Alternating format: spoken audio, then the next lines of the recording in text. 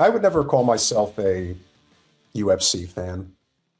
I mean, I'll watch it from time to time, but it is seeped in hyper masculinity, violence, and it comes out in certain conversations that former MMA guys, particularly guys like Jake Shields, will have, because violence is what they know. Violence is what they've done. I've been in, several fights in my life, but fighting for a living, that does something to your head. And that was a cluster of the voting populace, particularly amongst young men, that voted for Trump. And a lot of them were part of that class, including MMA. Now, for those who may or may not know this, the UFC next Sunday night, they are hosting UFC 250 on the White House lawn, June 14th. That's when it takes place. There's a very interesting layer to this story. And I would agree with Ray J. There is an element of dogfighting with UFC and how Dana White treats his fighters. You think Vince McMahon is bad to his wrestlers? This is even worse. Now, if you don't know who Sean Strickland is, he is the middleweight champion of the world. This is not some fly-by-night fighter. This is not, I hate to say it, but, and I mean this in the most polite way possible, he's not a no-name fighter like the Irish MMA fighter that we showed probably a year ago, pounding the Israeli into the mat and shouting "Free Palestine." That was a glorious moment, and I wish we could relive it again. Unfortunately, most people don't know him, but they know who Sean Strickland is. And this is a pretty big deal. Sean Strickland claims he was banned from attending UFC White House card. Sean Strickland apparently won't be attending the UFC White House card after comments he made about President Trump. What could they be? You might be the middleweight hot dog eating champion of the world. I don't know about fighting. It doesn't appear that Sean Strickland is going to be front and center for the UFC White House card on June 14th. The always outspoken UFC middleweight champion took to social media to reveal he's been banned from the event, while claiming it all stems from his criticism aimed at President Trump and his long-standing relationship with Israel and Prime Minister Netanyahu. While UFC officials have been adamant that only so many seats are going to be made available for the event, there were no ticket sales and fans aren't allowed to attend. Strickland apparently planned on going, but that's no longer happening. UFC at the White House with Netanyahu in the audience. Straight slop, Strickland wrote on Instagram. To be fair, they did ban me, but when you make fun of the leaders of America, they tend to be a little bit petty. By leaders, I mean Israel. So he's not sugarcoating any of this. He's going right for the throat. Strickland has been rather vocal in his opposition to the ongoing conflict in Iran after he openly supported Trump's re-election in 2024. But now he says his words have come back to haunt him, at least regarding Strickland potentially attending what is expected to go down as the biggest UFC event of the year. The only male American champ banned at the White House because I said Trump is owned by Netanyahu. That's not public opinion. It's fact. Now, may not be fact in writing, but it is pretty damn obvious, if you ask me. When asked for specifics on what he said, and that earned him the ban, Strickland added, "I made fun of Israel and Jeffrey Epstein." Strickland later issued a longer video in response to his claims that the UFC is not allowing him to attend the event, and he didn't back down from his criticisms aimed at Trump, the war in Iran, or Israel. "I'm not really surprised," said Strickland about the ban. "Apparently, I'm not American enough to go to Freedom 250. Again, this is the middleweight champion of the world. "I still got my ticket, so maybe we'll just go. I'll bring the belt, and we'll just stand outside the gate, and we'll just let them know what we really think about Trump and Israel. Let me tell you something, Mr. Strickland. That would be one hell of a PR opportunity. You may pay dearly for it, but you'll be better for it. Now, the UFC hasn't actually responded to Strickland's claims, so there's no telling if he's actually banned or just not attending the event. If Strickland ever loses that belt, that'll be the last time he fights in the UFC. So he better keep it as long as he can. But who's to say they're not going to rig his next fight? Either way, Strickland has no problem voicing his frustrations, and it appears he won't be backing down from his current rhetoric aimed at Trump and his relationship with Israel.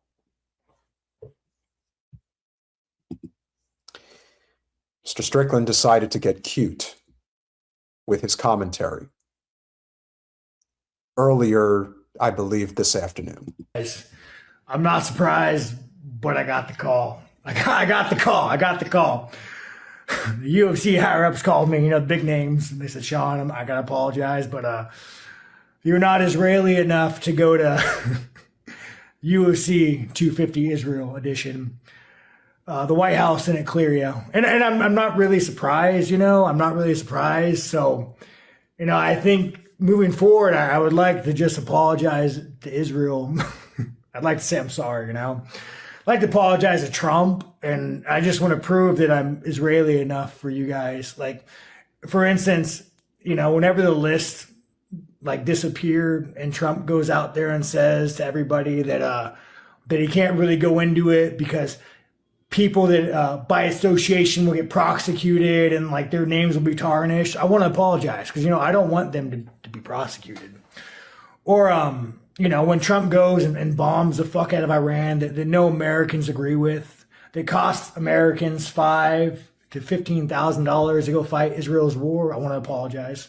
Sorry, I've been a critic of that, My allegiance was apparently in the wrong place, and I just want to apologize.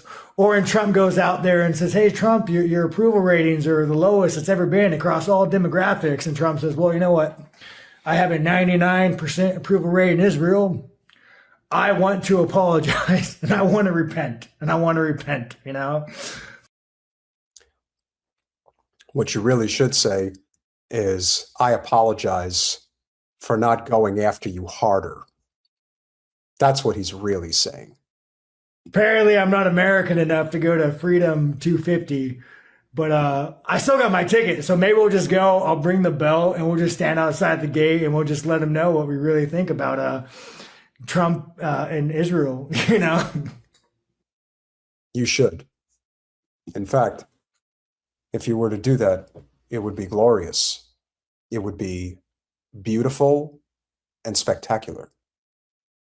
More people will talk about that than they would about any of the matches on the card, no matter how competitive they are, no matter whether a title belt changes hands. If you do that, that is all anyone is going to talk about. And knowing Sean, he probably has it in him to do it. So here's hoping he does. And speaking of Sean's, I want to give a shout out to Sean Ryan, who has also found his sea legs, if you will, on this critical issue. Because I think for a lot of people, this is one of the downsides when you think about how long we've been talking about this issue. When you think about how many people were quiet from the very beginning. And unfortunately, there are too many people that have been silent. There was a crossover between not just MMA, but also the military, former military men, and Sean Ryan. Again, there's a theme here. There's an important theme about masculinity, and not necessarily hypermasculinity. Powerful masculinity comes from men that stand up for those that can't defend themselves, or standing up for real justice. And so I'm sure a lot of you know that Sean Ryan has been having a lot of interesting conversations lately, including recently with Megyn Kelly. And the whole concept of Israel owning our country has been, it's now becoming a mainstream talking point. And little Ben Shapiro apparently just can't handle it. Kelly and Sean Ryan declaring that core MAGA, meaning the people who support President Trump, are pedophiles who support Israel. Yes. You know, what's core MAGA now? I have no idea. I think I know. Trump has said from the beginning... Pedophile supporting Israeli lobby? Well, I have no idea. Need a different acronym. Oh, poor little Ben Shapiro. That one must have really hurt in your vagina. But perhaps you might have a rational explanation for this. Just vile and disgusting. Core MAGA is pedophiles supporting the Israeli lobby. You know, the only thing I will say is that I'm very glad that President Trump won in 2024, because now he can say the word retarded. And it would be impossible to describe these exchanges without use of that very specific word. This is retardation at an almost unparalleled level. Well, I am going to use the word retard only because that's a word that we used as kids to go after dumb little shitbags like little Ben Shapiro, who's having a moment right now of mental incapacitation. You think you're better than me, Paul?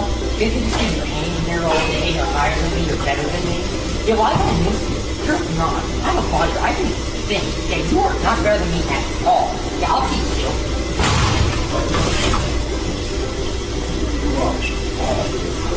Smart, you're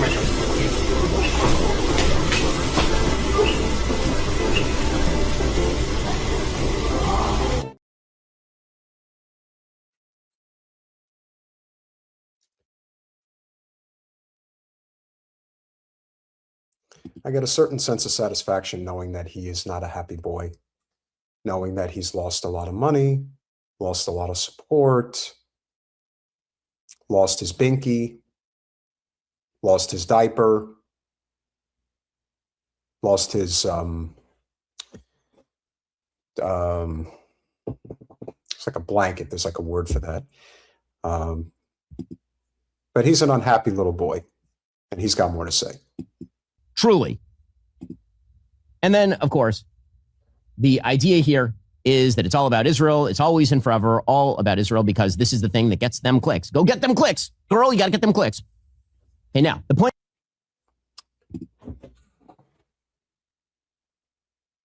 It has been revealed for years that you pay for clicks.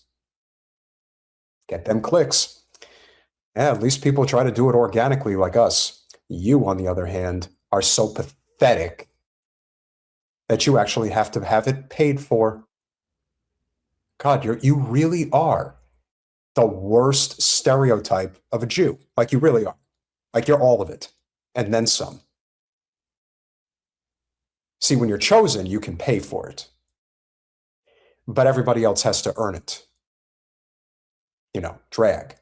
But in your case, you're talking about getting those clicks when you're a click whore, and you don't even do it honestly. You mask those clicks. You don't reveal the true numbers. Your whole outfit is a lie, like all of it. And if there is a certain sense of satisfaction, even though it's very hard to find it, and we're going to get to the infant shortly.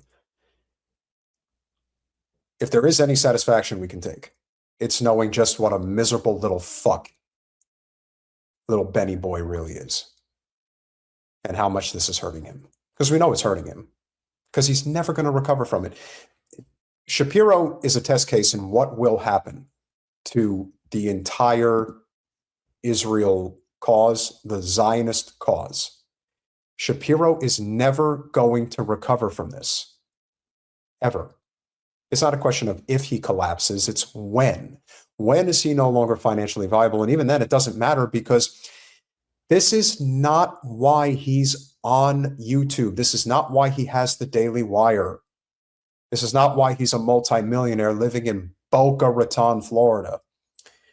It's because he's a Mossad agent or a Mossad asset, whatever you want to call it. He's paid to do the Hasbara. According to the Zios, they think he's swell, and he's a good little Jewish boy doing his job. Okay, good. I'm glad they're that stupid.